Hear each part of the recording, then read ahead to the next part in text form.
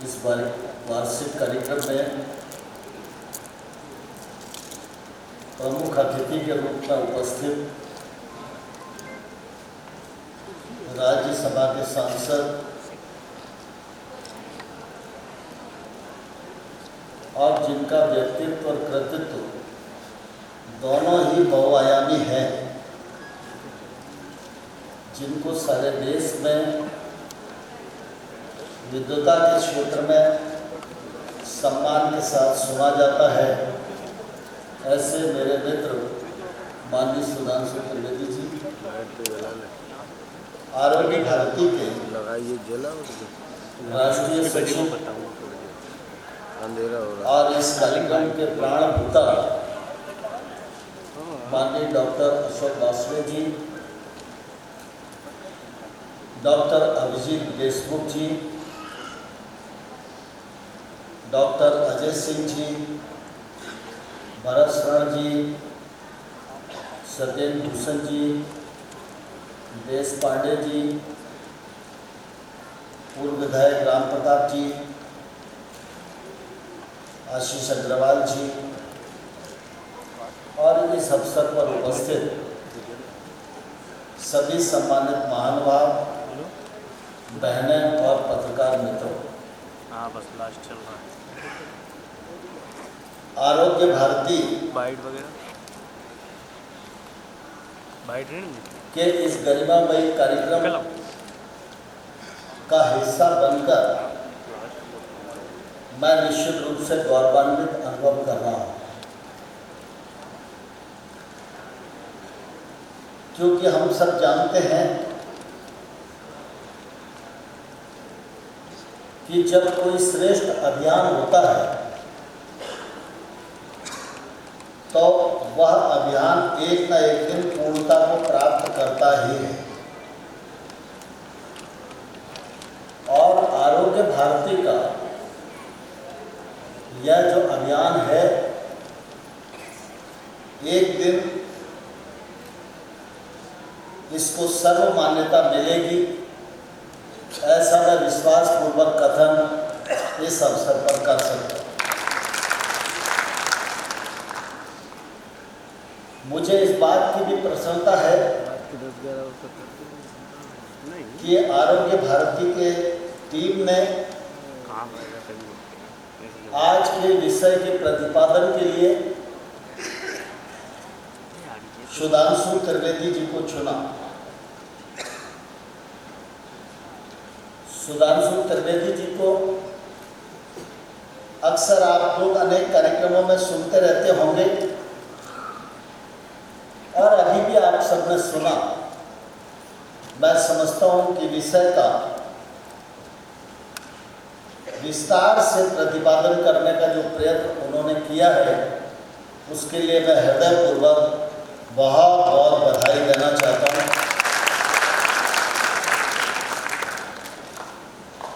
Doctor Ashok जी हम सबके मध्य विराजमान हैं। अशोक जी राष्ट्रीय स्वयंसेवक संघ के प्रचारक हैं। विभिन्न भूमिकाओं में उन्होंने इस देश में संघ के माध्यम से कार्य को विस्तार देने में सफलता प्राप्त की है। और जब आरोग्य भारती का काम उन्हें मिला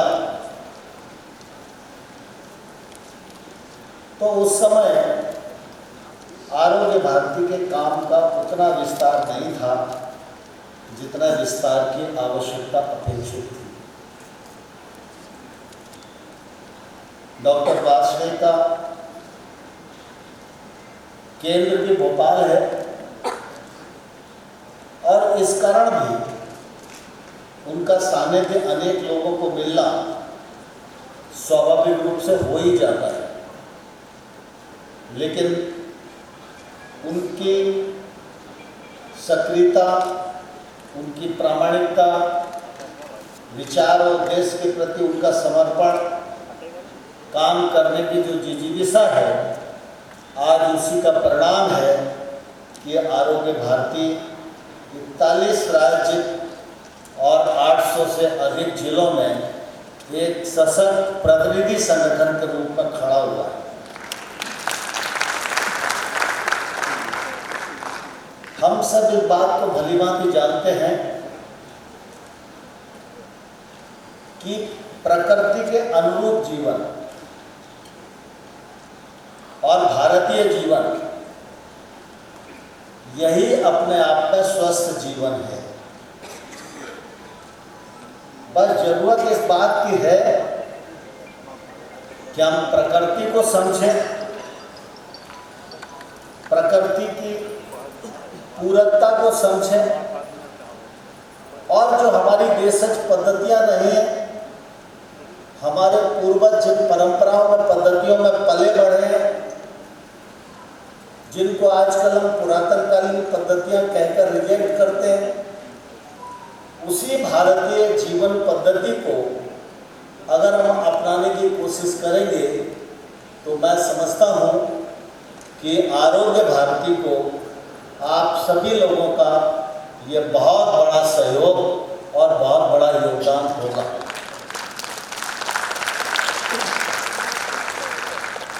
आयुर्वेद भारतीय विधा है। लोगों के मत अलग अलग प्रकार के हो सकते हैं, लेकिन हम सब इस बात को भलीभांति जानते हैं कि जो हमारी देशज पद्धतियां हैं वही समाधान है। आजादी के 75 साल हो गए। सरकार ने, निजी क्षेत्र के लोगों ने कम चिकित्सा सुविधाएं इस देश में विकसित नहीं की और आज भी क्रम निरंतर जारी है। हमारे अनुसंधानकर्ताओं ने भी, मैं समझता हूं, कोई कसर नहीं छोड़ी, लेकिन जैसे जैसे चिकित्सा सुविधा बढ़ रही है, जैसे जैसे नई नई दवाइयों का अनुसंधान हो रहा है, वैसे ही वैसे हमारी जीवन पद्धति अस्वस्थ होने के कारण नई नई बीमारियां भी रोज जन्म ले रही हैं। आरोग्य भारती की मान्यता है और यह भारत की मान्यता है, इसलिए आरोग्य भारती की मान्यता है कि आप कितनी भी चिकित्सा सुविधा खड़ी कर दें, लेकिन ये चिकित्सा सुविधा आरोग्य भारत का निर्माण नहीं कर सकती। इसलिए समय की आवश्यकता है कि हम वक्त की नजाकत को पहचाने, वक्त की ताकत को पहचाने, भारत की विशेषताओं को जाने और अपने आप के अनुरूप जो व्यवस्थाएं हैं उनको आगे बढ़ाने की ओर चिंतित भी हों, चिंतन भी करें और सबके लिए उसको उपलब्ध कराने का उनका प्रयत्न होगा तो निश्चित रूप से उसका लाभ देश को मिलेगा। हम सब कोरोना काल का ध्यान कर सकते हैं। कोरोना की कुछ समय दवाइयां नहीं थी, सारा देश चिंतित था, बड़ी महामारी थी,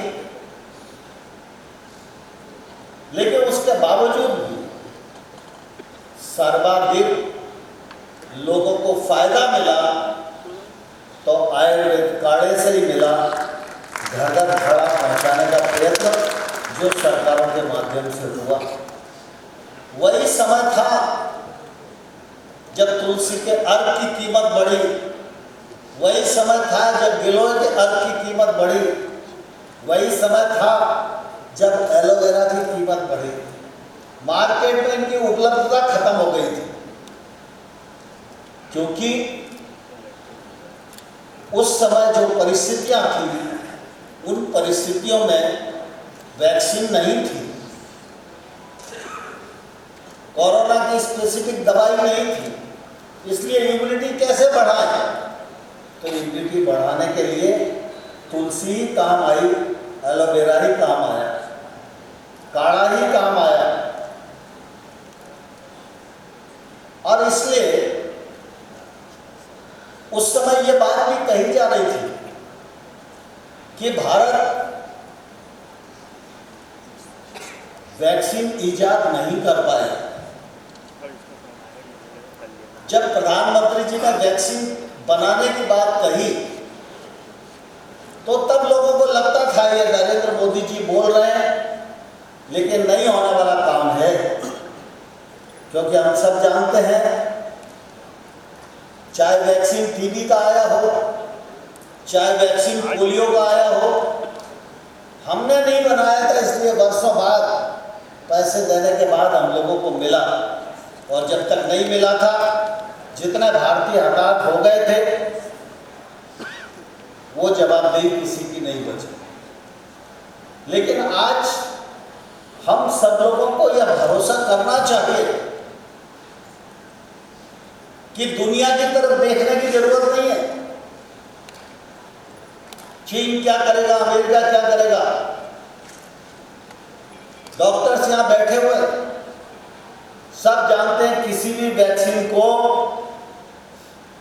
मनुष्य तक पहुंचाने की प्रक्रिया में लगभग 3 साल का समय लगता है। लेकिन अब वो भारत है जिस भारत ने 90 दिन में वैक्सीन तैयार करके 91 दिन अपने पैरामेडिकल स्टाफ को लगा था। और जब भारत ये काम कर सकता है, दुनिया भारत की मोहताज हो सकती है, सैकड़ों देशों को भारत वैक्सीन उपलब्ध करा सकता है, तो मैं ये विश्वास पूर्वक कह सकता हूं कि जिस परम उद्देश्य को लेकर आरोग्य भारती काम कर रही है, जब 2047 आएगा तो 2047 तक हम सब लोग इतने दक्ष और सक्षम हो जाएंगे, इस अभियान में अपनी भूमिका को आगे बढ़ाते बढ़ाते जब 2047 में भारत विकसित भारत होगा, तो विकसित भारत के साथ साथ भारत आरोग्य भारत के रूप में भी दुनिया के मानचित्र पर स्थापित होगा। और इसकी लीडरी और इसका यश आरोग्य भारती को प्राप्त होगा। इसलिए मैं आरोग्य भारती की पूरी टीम को यह कहना चाहता हूं, पूरे मनोयोग के साथ आप सब लोग इस अभियान को बढ़ाइए। हम सब लोग इस अभियान का साथ हैं, केंद्र सरकार, राज्य सरकार भी पूरी तरह साथ है। एक जमाना था जब एम्स और आयुर्वेद का कोई संबंध नहीं था, लेकिन आज आप जाके देखेंगे तो आयुर्वेदा एम्स भी स्थापित हो गया और इसके दिशा बढ़ रही है। मुमकिन है क्योंकि मोदी जी का सबल नेतृत्व है। इसलिए हम सब मिलकर इस अभियान को आगे बढ़ाएं, आरोग्य भारती के कार्यकर्ताओं को बल प्रदान करें और आने वाले कल में एक स्वस्थ भारत की कल्पना को देश में साकार करें। साल 2 साल में तो ये काम पूरा नहीं होगा, लेकिन हम सब ये जानते हैं कि आज मुझे कितनी भी अस्वस्थता हो, लेकिन 2047 में जिस पीढ़ी के कंधों पर भारत होगा, उस पीढ़ी को पूरी तरह आरोग्य बनाना हमारी पीढ़ी की जिम्मेदारी है। इस जिम्मेदारी में हम सबका योगदान हो। बहुत बहुत धन्यवाद, बहुत बहुत आप सबका साधुवाद। एक विषय और मेरे ध्यान में है, डॉक्टर अशोक वाजपेयी जी आज के कार्यक्रम के मुख्य प्राण हैं। पूरे देश में प्रवास करके इस अभियान को वो गति दे रहे हैं। आज वार्षिक कार्यक्रम भी है और संयोग से डॉक्टर अशोक वाजपेयी जी का आज जन्मदिन भी है। तो मैं चाहूँगा सभी लोग जोरदार तालियां बजाकर डॉक्टर वाजपेयी जी को अपनी शुभकामनाएं दें, बधाई दें, वो स्वस्थ होकर इस लक्ष्य को प्राप्त करें। बहुत बहुत धन्यवाद। बस 2 मिनट और 2 मिनट अतिथि को जाना भी है। अब मैं सारी औपचारिकता अनौपचारिकता को यहीं विराम देते हुए मैं अपने कार्यकर्ता से आग्रह करता हूं कि अतिथि को जाते समय स्मृति चिन्ह भेंट करते हैं। आए, मैं PR सुरेश जी से आग्रह करता हूं मंच पर आए, कार्यक्रम के अध्यक्ष माननीय श्री नरेंद्र सिंह तोमर जी को स्मृति चिन्ह देकर सम्मानित करें। PR सुरेश जी। शॉर्ट दे देना।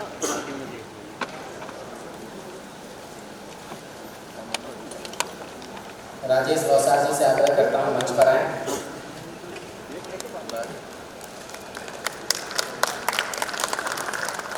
डॉक्टर प्रकाश सिंह और डॉक्टर D विजय कुमार जी से मंच पर आग्रह है।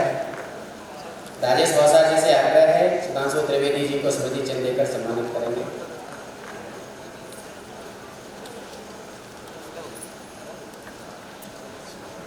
डॉक्टर प्रकाश सिंह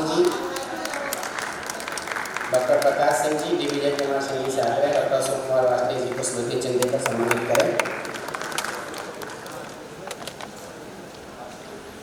एक सूचना है, इस कार्यक्रम स्थल पर किसी का यह पर्स छूट गया है।